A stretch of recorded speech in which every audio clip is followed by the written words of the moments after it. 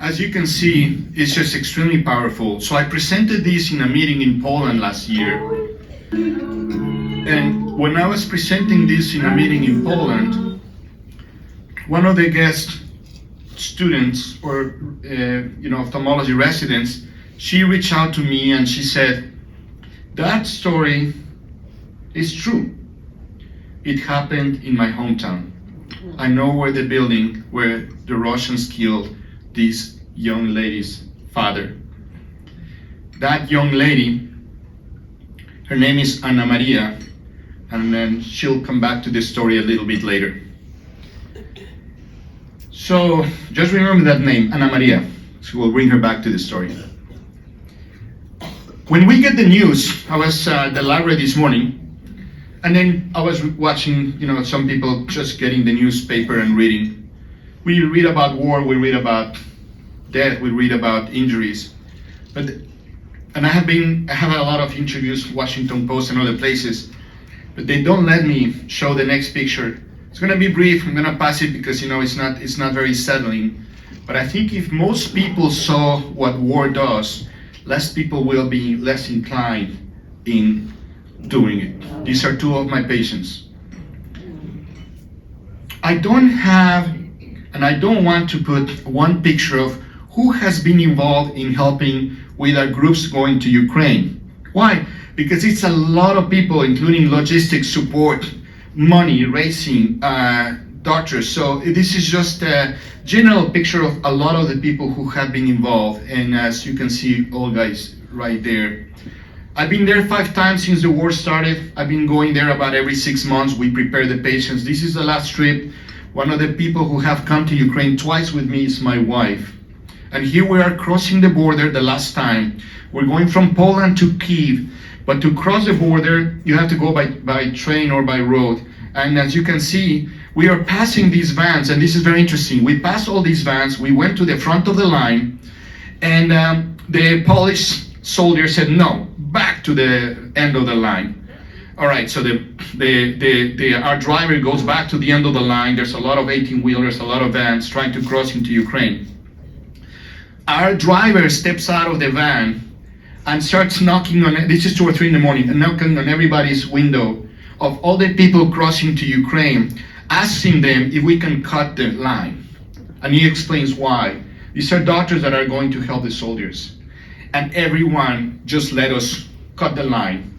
So we went to the front of the line, we told the Polish soldier, here we are, we have permission, and we crossed the border. I took this picture there without the sign there. You could have imagined that this could be a picture of a concentration camp in Germany. Very eerie, crossing into Ukraine. Here we are, it's a long trip. It took us 48 hours from the time I left Dallas. It took them 36 hours now when Olga and Victor travel back here. And here we're just moving along. And finally we get to Kyiv. And then you get there, and this is what the people don't understand about the war. The city is like busy. There's 3-4 million people there. For every soldier that there's in the front lines, you need 7 or 8 people working regular jobs, restaurants, everything, because they need to support the war. The economy, actually, the GDP of Ukraine actually grew last year. This is one of the doctors that has been coming to Ukraine with me from the beginning, Stuart Seif. He is actually in San Francisco. He was the head of ophthalmology at UCSF for 20 years. His son his son is a Navy SEAL. And he says, my son has never had more respect about me since I started going to Ukraine. They actually have a really, really strong relationship because now the son understands the father understands the son. This is one of the pictures on the front page, Washington Post in 2025. And this is just another of the realities of the war, when you see all these soldiers who have given their lives, in my view, not just for Ukraine, but for freedom in the world. For freedom in the world. But like I said, freedom is not free, as you guys know. This is a hospital where we work in Ukraine. And we have this application on our phones that they tell us in real time where the rockets are coming. So here we are. This is later that night. Now the whole country is on the edge, right? So we go to the shelter, and we talked this story earlier in our table. And so Olga says you only need to go to the shelter if I tell you, because sometimes the rockets are not really coming to Kyiv. As you see, we're really walking to the shelter. Why? Because I called Olga, hey, should we go? I said, well, do you have a wheel? I said, yes, as a matter of fact, I did it before I came to Ukraine. I said, well, am I on it? I said, no, you go to the shelter. I amended the wheel, by the way. So every single flag represents a soldier who has given their life. I grew up in Mexico, so we have some Mexican soldiers who have donated their time, and then some of them they have given their lives. I went to Canada. It's another country that is very special to me, Canadians, and of course Americans and people from all over the world who have given their lives for Ukraine. You can see this handsome man, it was like you can see he's in a ski slopes, we were, all skiing this winter, and then this guy, unfortunately sustained a horrible injury. You'll see in a minute. But this is his Instagram account. He has 70, almost 82,000 followers. There's more now. My stepson, my wife's oldest son, he decided on his own to go to Ukraine to help with the drones, unrelated to my work there. He moves to Ukraine, he's helping with the drones. He reaches out to this guy because he says that he needs some help with his face. And this is actually the actual text that they were texting each other on Instagram. My mom's husband is gonna come, he can help you with your eyelid, if I admire your bravery. So he comes and we see him there. His name is Nassar. And you can see the left eye, he's missing the left eye, but he cannot even wear a prosthetic eye. The drone, when he was coming towards his face, he put his hands like this, and he lost both hands and his left eye. So Nassar, we did surgery with him, but this is where Ana Maria comes along again. Ana Maria, the one I told you earlier, she asked me in that first trip in Poland, can I join you in one of your trips? Of course, we are willing to learn, to teach the ones who want to learn. So she comes, and this is Ana Maria operating. We're teaching her how to do the surgeries. So Ana Maria, that is now dating Christopher, so now we are a big family. And this is Ana Maria operating with another one of our young students, Marina. And here we are operating together. And that's one of the things though. Yes, going to Ukraine and helping has been great, but the best thing for Stuart and I, it's been that we are leaving a legacy behind. We're teaching the younger doctors who will be taking care of the future of their country. This is Nassar. That's before and after the surgery. And as you can see, he's gonna be able now to wear a prosthetic eye. But when we got a CT scan of his face, it's not that he has his face destroyed. He has something on his cheek. We're removing that something on his cheek. It's a chip of the Russian drone that hits his face. So that was sent, of course, to evidence to the Ministry of Defense. And here we are with Ana Maria and Nassar, and he is still, doing everything he can. His attitude is absolutely amazing though. He's still preparing his weapons. He is here now in a museum, and watch this. Зашили при Италии, чтобы даже статы из ампутации. Все инклюзивно. It's almost making fun of his own hand, and his attitude is absolutely incredible. He got a trip to go to Italy with his wife. His wife has been by his side the whole time. And look, this is him just before. No, this is not now, I'm sorry, but I wanted to show you how he was before. And but I want to show you something here.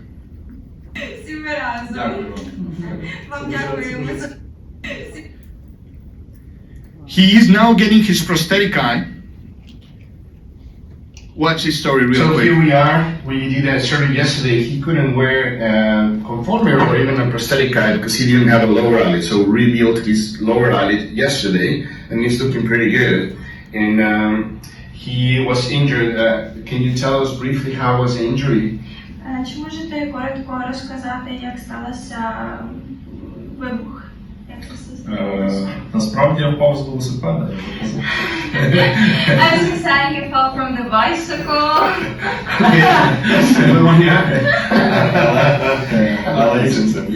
So here we are. So when he left, I just told him to be careful with the bicycle next time. The experience in Ukraine, I tell people, is my life before Ukraine, my life after Ukraine. This is another beautiful city in Ukraine. It's called Lviv. And it's just absolutely one of the most beautiful cities I've seen.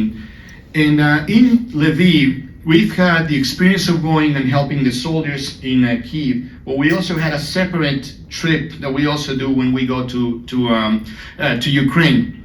And this is a quote from Shakespeare. I cried when I had no shoes, but I stopped crying when I saw a man without legs. Life is full of blessings. Sometimes we don't value it. So these are the prosthetic legs of this young man who stepped on a mine. He also has problem with his eyes, that's where we stepped in and we're helping. And then here is David before one of his surgeries though. And as you can see, he's there with his prosthetic legs. And he's 16. He has a great attitude, but as you can see, he still has a long ways to go. And this is him in the operating room. And then we're doing some surgery on his eyelids, but you can see it's pretty heartbreaking to see his legs.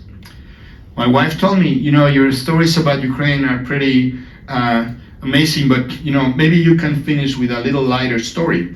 And one of the things we're doing in Ukraine is we're helping also children with chronic problems, droopy eyelids. So this is a young girl, her name is Zlata. Zlata means golden in Ukrainian. And then we did a test to see what kind of surgery we needed to do. And then the next picture is one day after her surgery. So we were able to raise her eyelid. And you can see Zlata one day after her surgery though. And this is Zlata, very, very happy. She's now at an age that, the aesthetics are important to her, how she looks. And this is here with Zlata. I took this picture, one of the Ukrainian residents was wearing them, these socks, brave like Ukraine. During this past Olympics, like always controversy, this athlete from Ukraine, he was wearing this helmet, honoring, he didn't even say anything, just pictures of previous athletes who have been killed in the war, and the International Olympic Committee banned him from competing.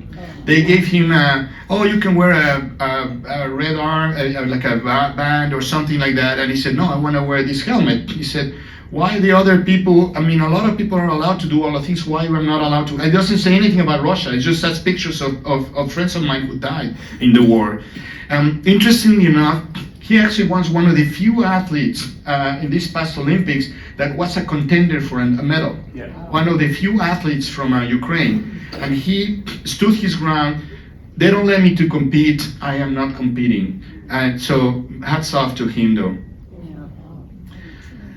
Slava Ukraini is a slogan in Ukraine. It's responded with Heroyam Slava, which means glory to Ukraine, glory to the heroes.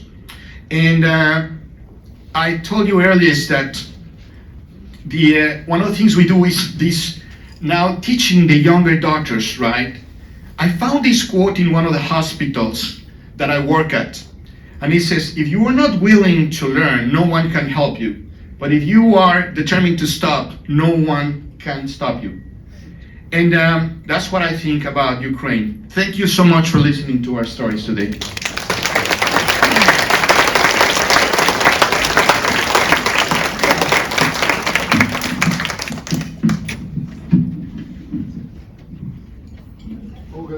Olga's going to come up and share her story, which is phenomenal. Not that Jorge is not phenomenal, but also.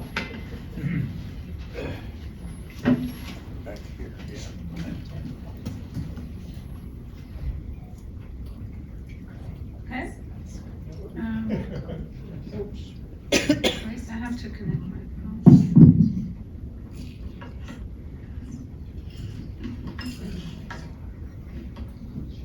I never want to thank Aaron. He's always here to help take care of all the IT stuff. So Aaron, thank you so much. You do a great job.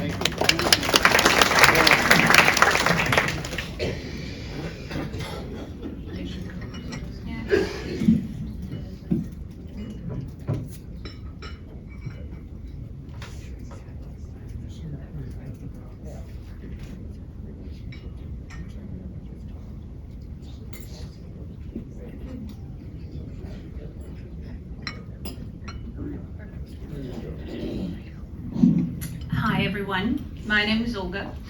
I'm a doctor from Ukraine, and I'll share a little bit about the story of us living during the war, because my grandfather was a part of World War II, and he's been a doctor as well as been a general surgeon, and I've never realized that the stories that he told me would actually repeat itself. So this is one of the movies, and it's a documentary about the Мною beginning принято of war. решение о проведении специальной военной операции. Just hours ago, Russian forces began their attack. Kyiv might soon fall to Russian forces. The Russians will take control of Kiev. Within 24 hours. The Russian force is so much larger than the Ukrainian one. It's not a question of if Russia takes the capital, it's a question of when.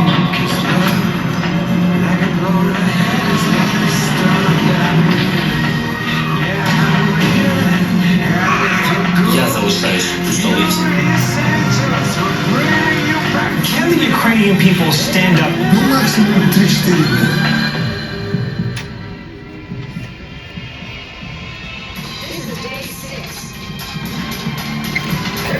On the 10th day, day 22. Day 33. 78. Kiev is still standing strong.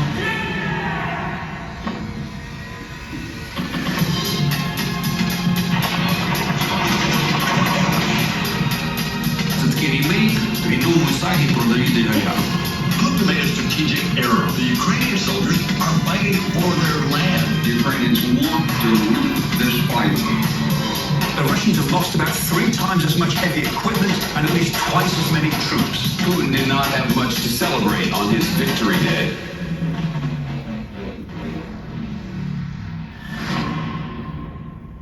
So this is actual documentary that has been made, and Victor here has been part of it too. So I'll try to find it in English, and I'll definitely send for you to watch if you want to. So a little bit about myself. I was born and raised in Kyiv, Ukraine, and I'm a PhD. I'm a reconstructive surgeon. I'm an associate professor at one of the universities, and I've been living in Ukraine my whole life. And when the war started, I decided to stay. I decided to stay because this is my home. If you want to leave your home, it should be on your terms, not when someone's kicking you out. So this is something that I decided to stay. And for me, it's really very hard. When I look at these videos, when I do these talks, it kind of brings me back to the beginning of all of it, which seems even now for me very surreal.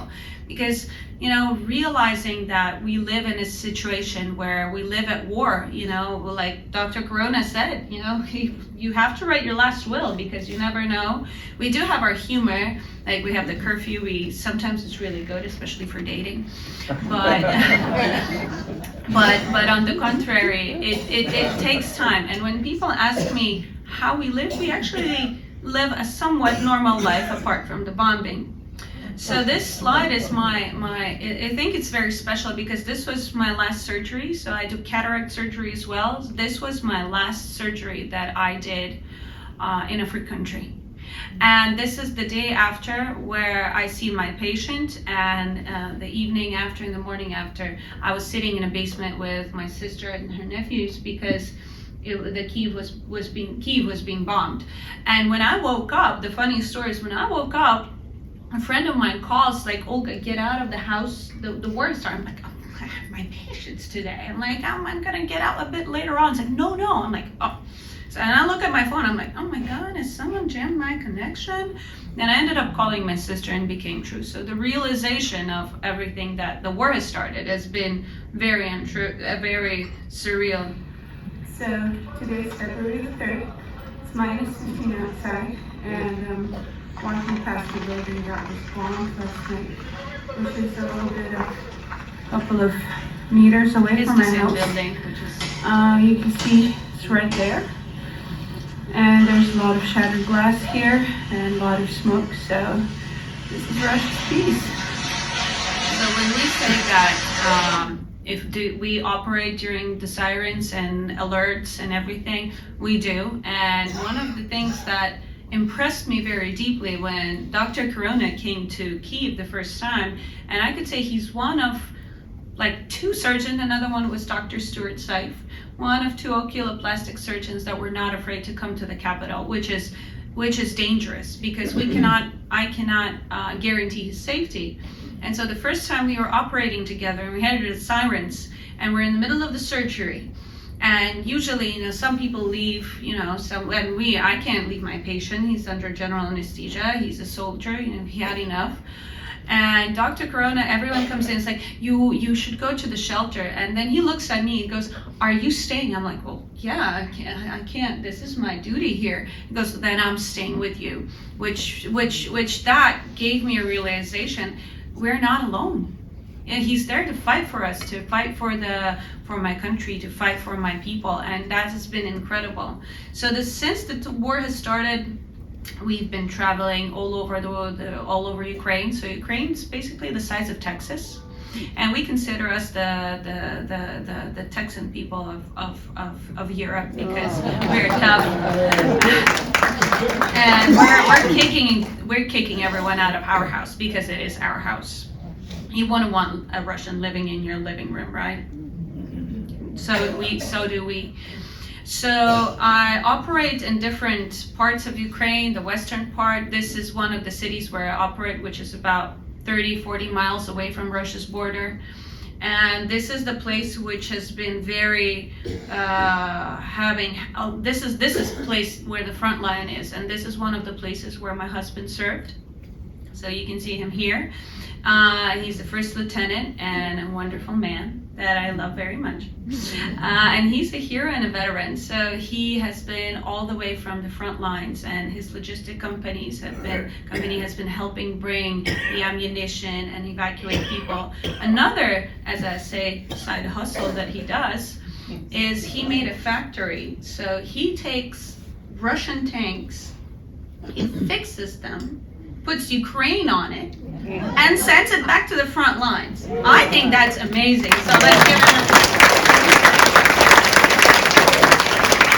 So you can see this is this is what he does. So he fixed all of those cars, and you can see that's him bringing them back to the front line. So he's doing an amazing, and it still works. So he's doing an amazing job. And this is the real life video. So this is me walking my dog on a Saturday morning. And this is the sound. You can hear the sound of the shahed. So that sound of the shaheds, of the drones flying, that's how you hear it in the night. And but life goes on. We still operate. No electricity. We got the generators running. Hear me doing my tick tick tick, which is a cataract surgery, and it's one of the cold winters, so it's a little bit cold. So the generator works for a microscope, for everything. All of my patients have been amazing. So none of my patients have canceled surgery because of the bombing. So we get bombed, they call me, it's like, excuse me, we're getting our surgery today, right? We're gonna be a little bit late. I'm like, it's okay, we're all late, we're all fine. No heating. We turn off the oxygen, you know that we can't have any fire in the OR, but we have no choice because we have to have the liquids and viscoelastics going. So we have a gas heater there just for us to heat because it gets a little bit cold. Another evening out, and this is me and my friends sitting in my in the hallway because this is the New Year's actually, like the second picture is the New Year's because we celebrated it, went to sleep, we woke up, and that's my dog. She's really, really cute. So sometimes when you look at it, it's like a computer game. So it's something real life videos. These are all videos been from a few days. So apart from that, people have been incredible. People have been supporting each other. Communities have been supporting each other. Ukraine has changed so much, and you'd be surprised how people, the attitude of people, you know, having all those jokes, you know, like with the last spill of Dr. Corona. I mean, but it's true. It's true. So now he's making me learn Spanish to be on the well. And this is one of the hospitals I worked, and it is in the first few days it's been bombed, so it's beyond repair. So whenever you have a question, should we give up our land? There should be a question whether we should give up our land. This is a very great example of what Russia does to my country. It burns everything to the ground. We like make them, we think of them like the orcs from Lord of the Rings. If you all have read that book, and you can see this is one of the small pretty cities. You can see all the parks there in the city, and this what happened in 4 years. So it's gone. So it's gone beyond the repair, and that kind of gives you an idea. They don't want just to take the land. They want to destroy it, because you wouldn't destroy something you want to build on. This is beyond repair. And in other cities, a lot of cities have been destroyed. People have moved. Russia has shot over 8,200 missiles to Ukraine. And it's been hospitals, houses. You can see the shelters that were set up in the gym of different hospitals. We come together and help people. We come together to help each other. For instance, in my house with my neighbors, we have a thing that if we are on total blackout, we take everything that we have from the fridge, some alcohol, of course, and we go over to our neighbor's house because he has the biggest house and he has all the generators. We all do have the generators, but we're like saving the energy. So we sit there and because the radio is gone, the connection is gone. Now it's a bit better, but the first winter was pretty tough. I even have the analog radio, you know, the one that you go that. It was my grandpa's and still works. So I put in a new battery because nothing else would work. And you could see, so this is an amazing, an incredible picture and a video.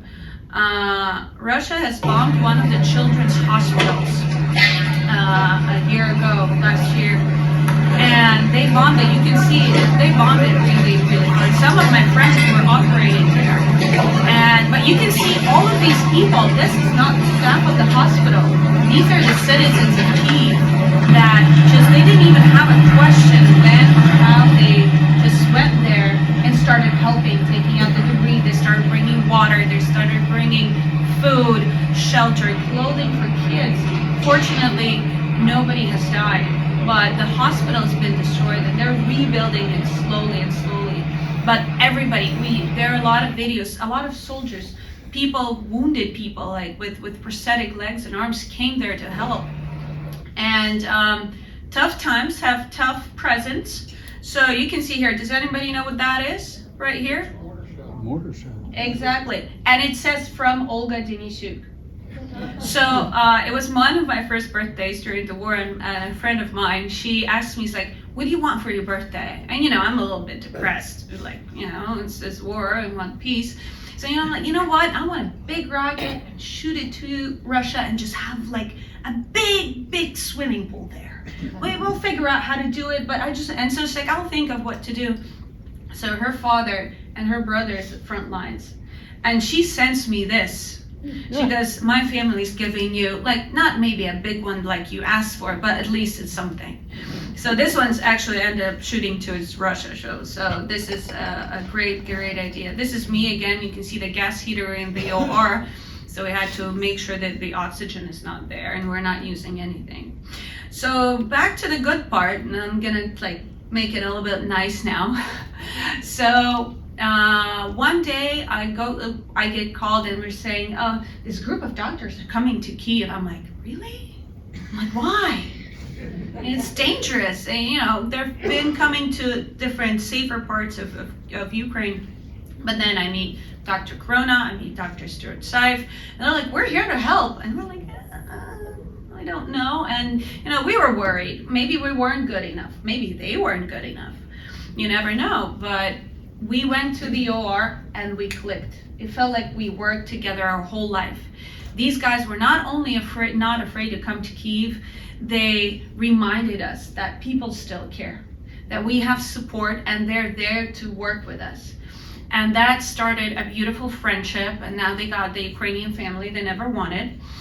Maybe now they do, but and you could imagine how many different organizations and how much power it takes to create something. So we have Ed's Friends, we have Leave Global Mission, we have Christian Medical Association, and people it started with a small trip, and now it grew into an amazing educational organization that not only changes my life, it changes the life of younger doctors, changes the life of our soldiers.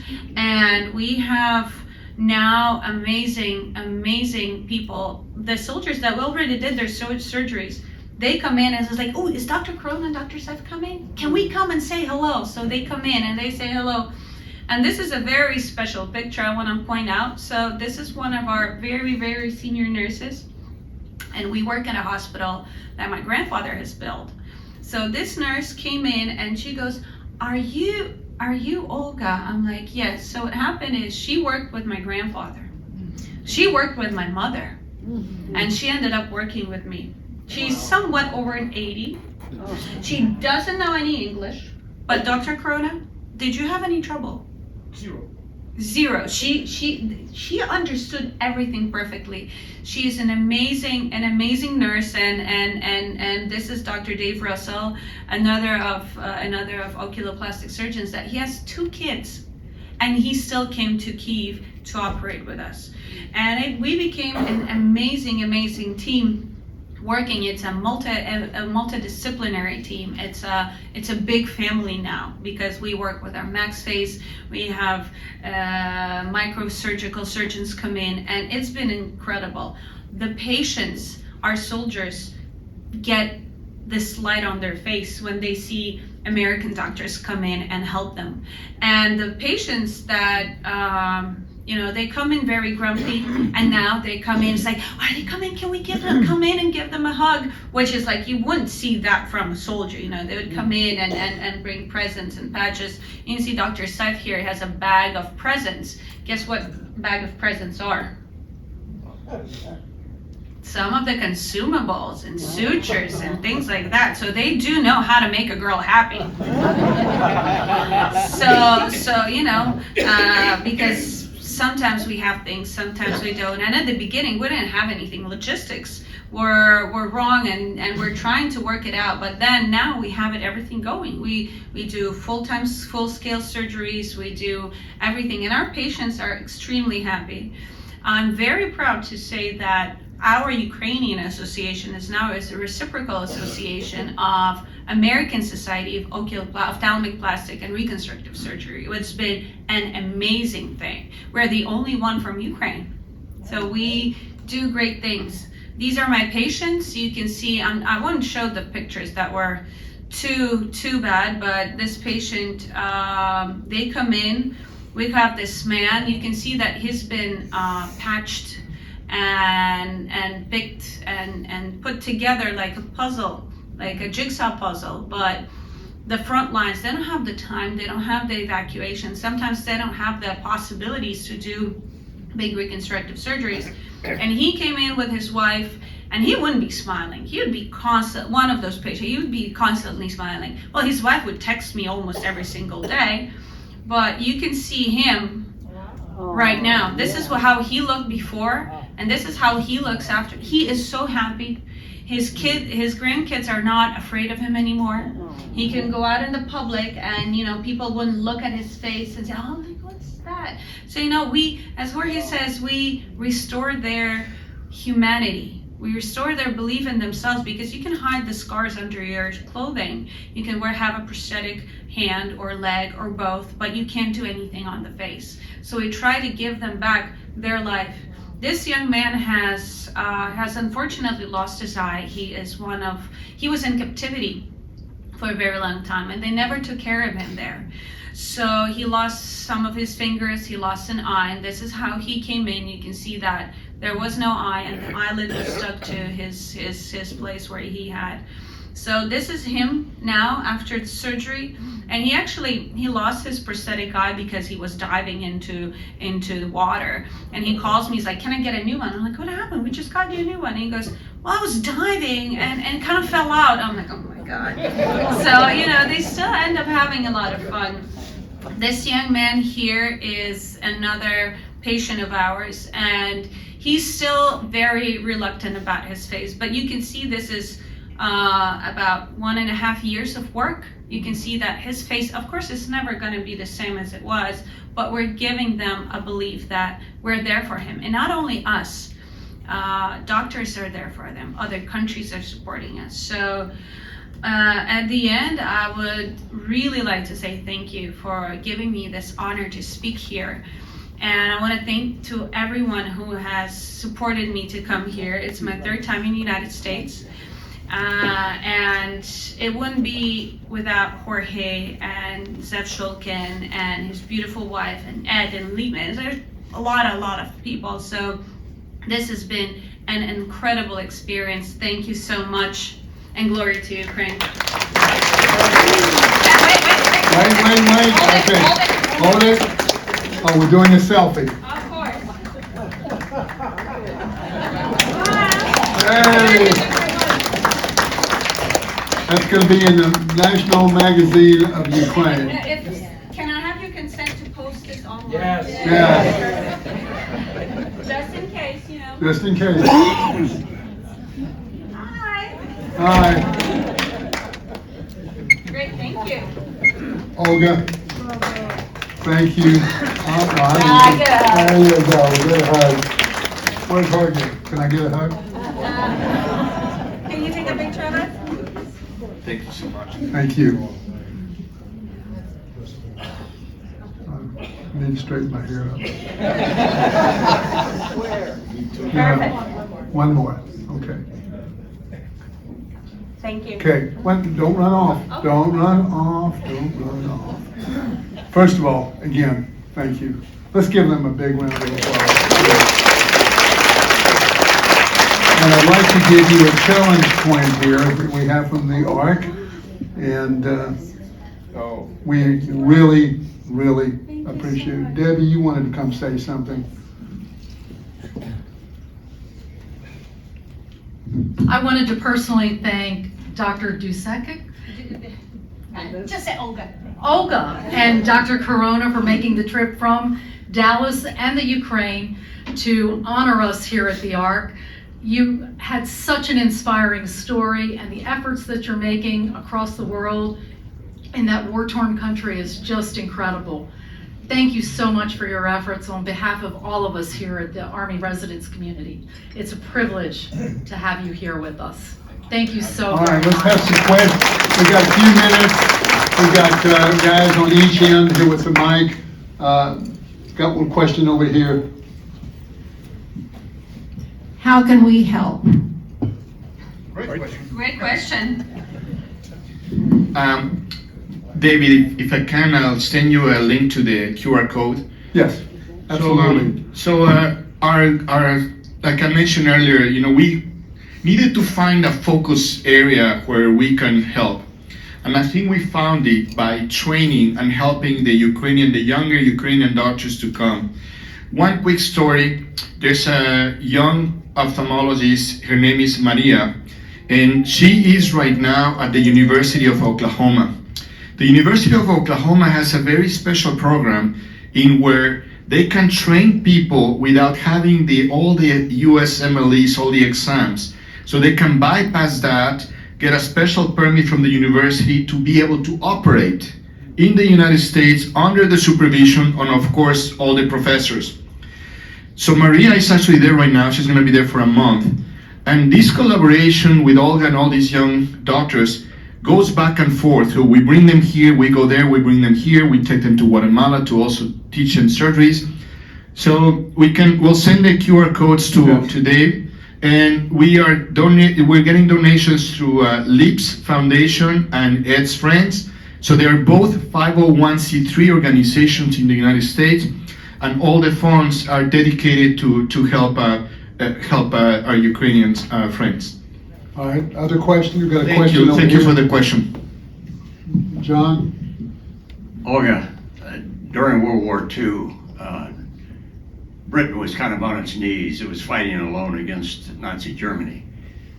They never lost, the morale stayed very high.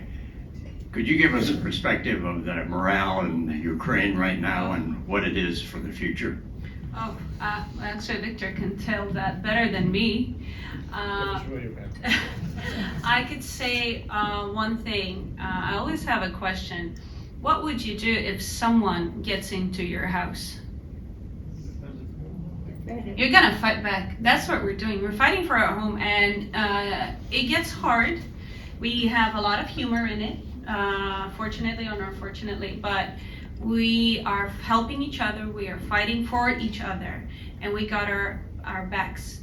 So the morale is that these guys who are at the front lines, they're doing their best, and they're doing even something more than best. They're like superheroes, because the war has changed from what you know about the warfare into the drone army. So Ukraine is now producing the new drones that have not been there ever.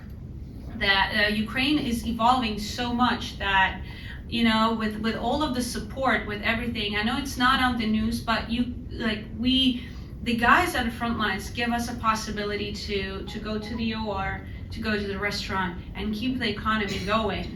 So it's not only about the guys at the front lines, it's about the resilience of the whole nation that came together at one point. So nobody expected it would be 4 years now.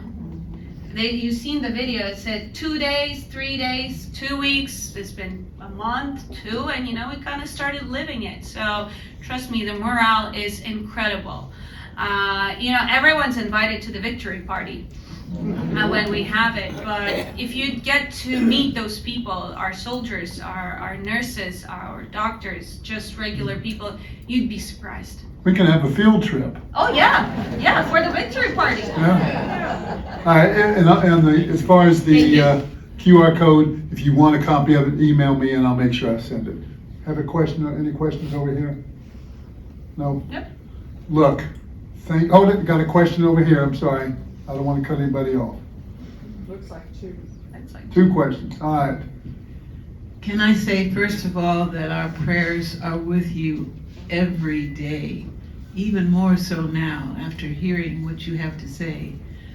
As a nurse, I'm wondering how many hospitals do you have left, and do the nurses have someplace, those whose their workload has been bombed up, so to speak, do they have a place where they can go to help patients in different places? Yes, so they do bomb hospitals, but we still have a lot of hospitals left. So the whole country is almost fully functioning, and if something gets destroyed, each hospital can take any nurse in. So we have doctors and nurses moving all around. We're helping with the sheltering, we're helping with housing, so we are supporting each other. So if I get a call from a friend of mine and she says, I need to find a job, then we keep on moving them to a hospital because we are very understaffed, unfortunately. And we still, our nurses are incredible. So, which is another thing is, so in the United States, you have around 4 nurses per 1 surgeon. We have 4 surgeons per 1 nurse. So trust me, we cherish our nurses, and well, one of my nurses, she's incredible. I call her, she's the goddess of the OR. So if she tells you to throw out the trash, you throw out the trash. She doesn't care whether you're a doctor or not. No. If she asks you something, so we treat them with very deep respect and love. So we try to help everyone. All right, this is our last question over here. They'll stay around for a little bit if you want to come up. Go ahead, please. Bob? All right, okay. Can you hear me all right? Yes. Olga, there's only one major harbor in Ukraine, and that's in Odessa. The Russians are trying desperately to take that harbor. What's going to happen when they take that one harbor in Odessa? We'll kick them out. Again, as a reminder, Robert and his wife made Yes, these. thank you, Robert, for putting these together. This has been incredible. And so I'm wearing the Ukrainian national shirt that you have one over here. So Enjoy it, thank you. thank you so Yes. much. All right, again, thank you. Thank you. And so if you want to, we're adjourned. If you want to come up and ask them any questions, please do so.